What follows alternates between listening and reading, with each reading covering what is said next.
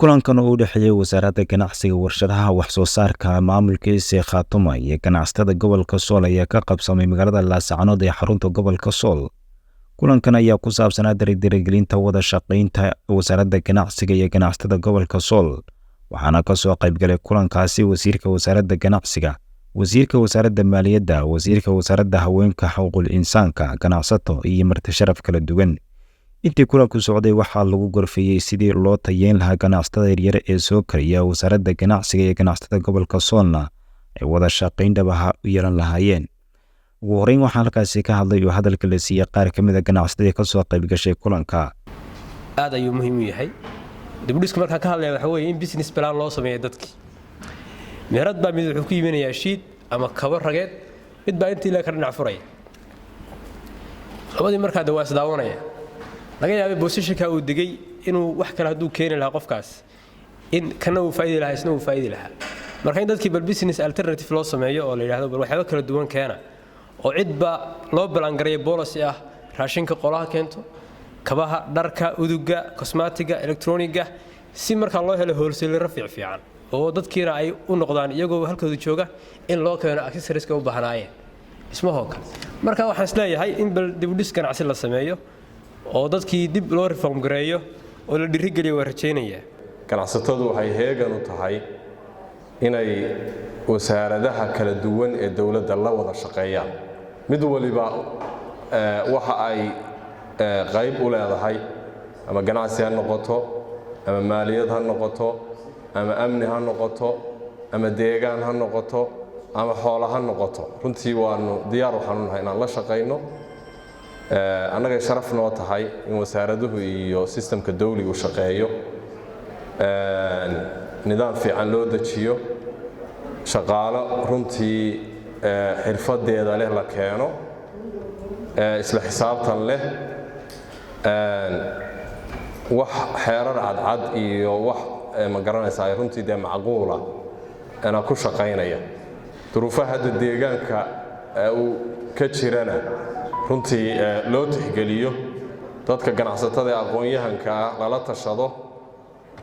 wax la weydiiyo maalgashiga waxa bees u noqonaya amniga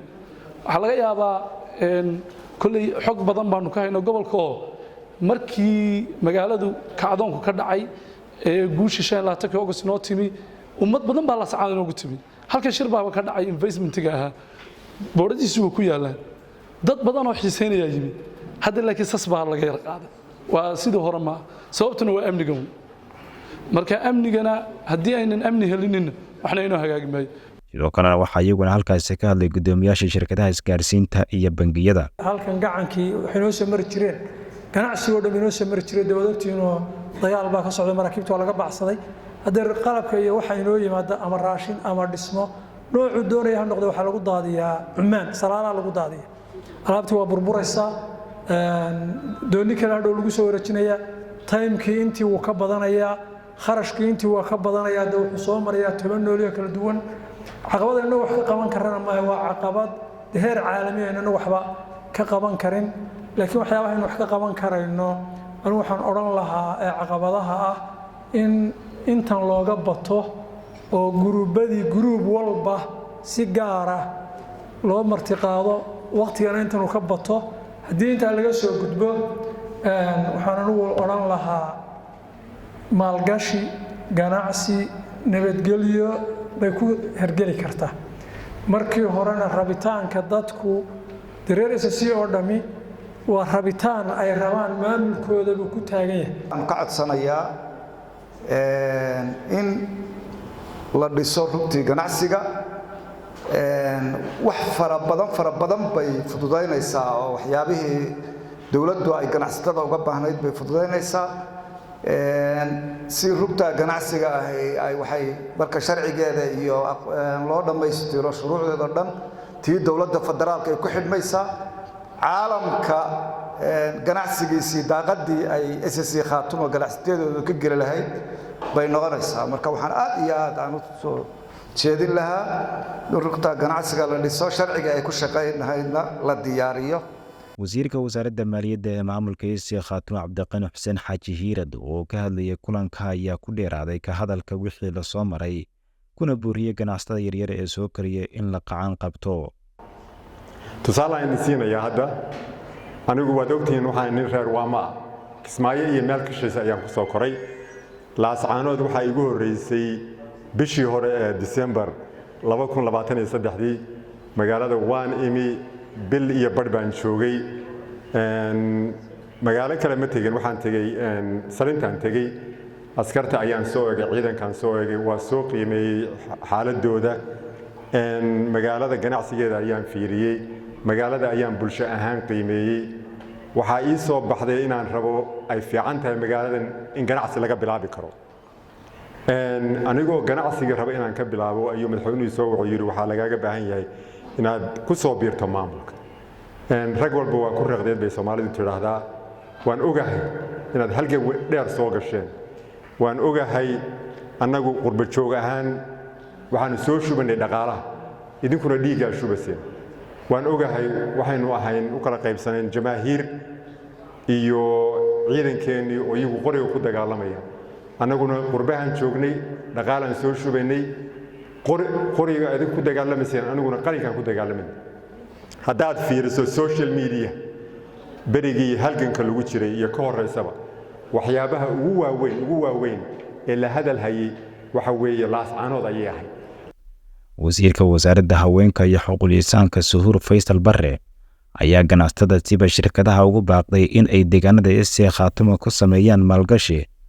fiican sida warshadaha iyo wixii lamida badan hal ganacsi laba ganacsi saddex ganacsi oo isla yaqaano bay badan ka shaqeeyaan aynu isku dayno ganacsadiyada aan deegaankeena soo gaarin inaynu muhiimada saarno oo markaanu ganacsi cusub soo kordhinayno aynaan oran ganacsigeebu xinaan magaciisa garanaya oo ku halqabsanayay war ganacsiga xina lacagteeda fiican ka shaqeeyana aan furo laakiin aynu raahno war ganacsigeebu deegaanku u baahan yahay imika oo ka maqan oo banaan oo qof walba booska banaan ee ganacsiyada ah oo buuxiyo lama tirin karayo inta ganacsiyada deegaankeenu oo u baahan yahay aan ka jirin waxaan kaloo u baahanahay inuu dhankii kacaanka warshadaha bal u jeesano inay ganacsatadu sida imka iskaashiga iyo gaashaan buurta u yihiin ay gudiyada u leeyihiin ay u wada socdaan inta isku gaashaan buursadaan oo gudiyo u samaystaan ay isku tagaan hal warshad iyo laba warshad oo bulshada manfacaad u leh deegaankana manfacaad u leh iyagana manfacaad u leh inay abuuraan. ugu dambeyntii waxaa kulanka soo xiray oo halkaasi ka hadlay wasiirka wasaaradda ganacsiga warshadaha iyo wax soo saarka maamulka ECA Khaatumo Daahir Cabdirasaaq Engeyd isagoo ku amaanay ganacsatada reer ECA Khaatumo kaalintii ay ku lahaayeen dhismaha iyo guriga garab istaagga maamulka ECA Khaatumo isagoo ugu baaqay ganacsatada in ay markaynu ka hadlayno maamul goboleedyo Soomaaliyeed oo aan caasimada dhanna loo dhaafin magaalooyin aadan habeenka xataa socodkaaga isu aaminayn marka waxaynu haysanaa nimco amni inaynu ku faraadeynana dhayal ku sii dayn mayno arinta iyada aan idinka baahanay idinka ku dhigeena wada shaqayn dhameystiran marka ay timaado inaynu kulano nala xisaabtaana diyaar baan idinna marka aanu idinka lafteena aanu shidin ka dalbano aynu isweydiino arrimaha nolosha iyo dhaqaalaha iyo maalgashigana iyana sidaas si lamid ah aanu idinka rajaynaynaa oo aanu rabnaa markaa inaanu arinta idinka helo waxyaabaha uu noogu muhiimsan waxa weeye waxa diyaar oo la sameeyay oo hadda halkan markii la soo bandhigayo waxqabad ka mid ah in xeerkii liisamada ganacsiga mar hore la ansixiyay qof walba oo markaa muwaadin ECA uu arki karayo akhriyi karo u dirayno xafiiskiisa markaan ugu geynano marka waxa weeye siyaasadii guudna aanu idin soo bandhignay badeecooyinka iyo waxyaabaha la keenayana aynu isla eegno aynu ka wada fadhiisano